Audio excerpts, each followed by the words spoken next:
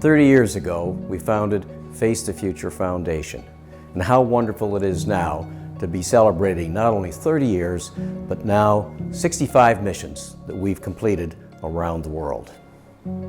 When I think about how I began getting involved in humanitarian work, like so many things in life, it was more or less by chance, but by being ready. And back in the mid-90s, we had a surgical mission going at that time to Russia.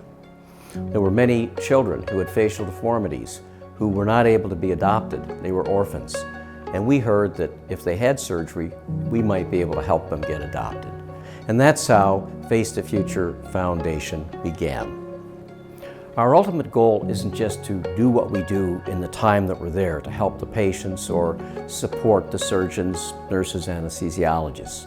But our real goal is to build capacity, enhance sustainability in these countries. What's most illustrative is our experience in Rwanda, where we had missions that went back annually over the course of nearly a decade. The transformation that we saw in that one hospital is truly remarkable.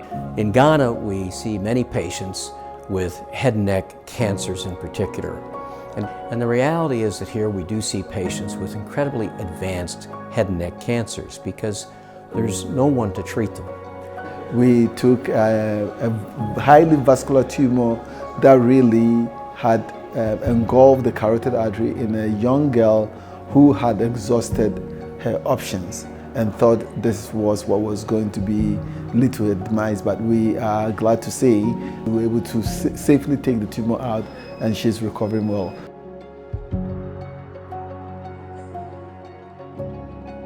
When I'm asked, what kind of patients do you see in Nepal? We see many different patients there with three major foci, areas that we work in. Something that's really impressive about our Nepalese patients is the number of women and children that we see.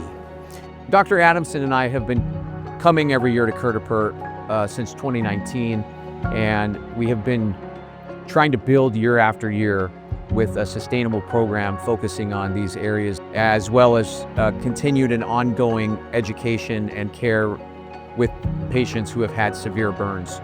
So the main thing that Face the Future does is we bring opportunity to these countries.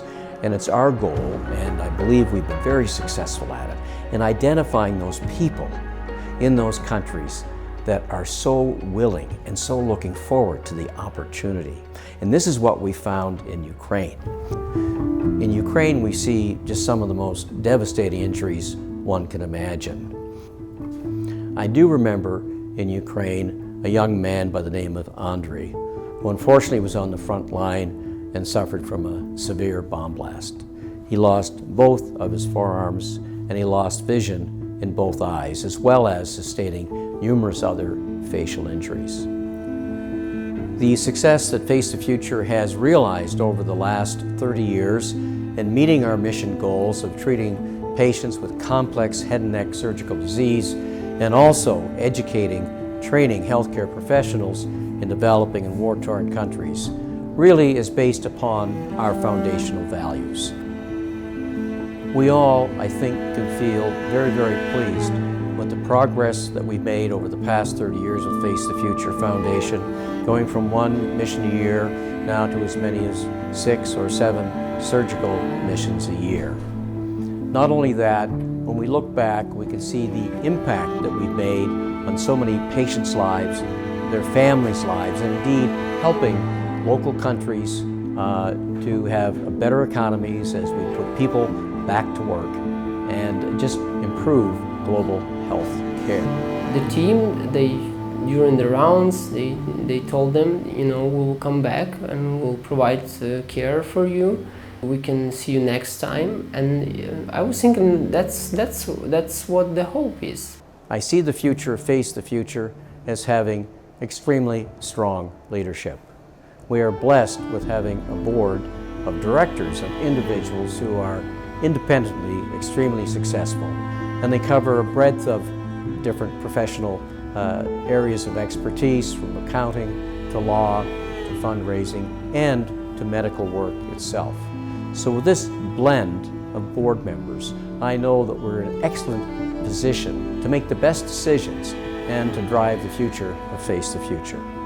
I am sure that there will be individuals 30 years from now, our next 30 years, who'll be able to speak to even greater progress, even greater achievements as we help to diminish the global surgical burden. I really just wanted to mention about Peter and the type of legacy that he leaves behind. Peter, as many of us know, is a tremendous human being. But when we often think about legacy, it's about all those lives that one individual has touched along the way. And when I think of Peter and the legacy that he has created here with Face the Future Foundation, he has touched the lives of so many individuals, and not just the individuals on the missions. We talked about the patients, we talked about the individuals in the community, but every single person whose lives he's touched in one way or another, whether it's through the work that he does from the surgical perspective, from education, from mentoring, or just a small gesture of kindness. Peter's legacy is tremendous. Ultimately, I think one of the things that keeps me so engaged and passionate about Face the Future is just knowing and experiencing Peter Adamson. So you all know him. He is truly a remarkable individual. He is tireless. I don't know where he gets his energy, and all the time he is on top of everything, whether it's the mission where we are in Ghana or the mission that's upcoming in Nepal or on local issues back in Toronto. He has a mastery of everything, and it is truly humbling. But to be in his presence and to be kind of intoxicated by his passion for humanitarian work and giving back is what I think charges all of us. I'm grateful for Peter and his commitment, not just to Face the Future, but his commitment to humanity, his commitment to continue to make the world a better place. I'm not trying to butter Dr. Adamson up, but there is no doubt in my mind that the ultimate success and growth of this foundation comes directly from his leadership. He's incredibly involved at every step. It's a passion for him. He finds incredible value in it. That's incredibly effusive to the rest of us. And it's like anything else that is successful where it works from the top down. We're all incredibly lucky that Peter Adamson is the leader and the founder of this foundation and has continued to lead. His energy is unbelievable. I have not met anybody like Peter in terms of his drive and commitment to further the goals of his foundation, which are helping humanity.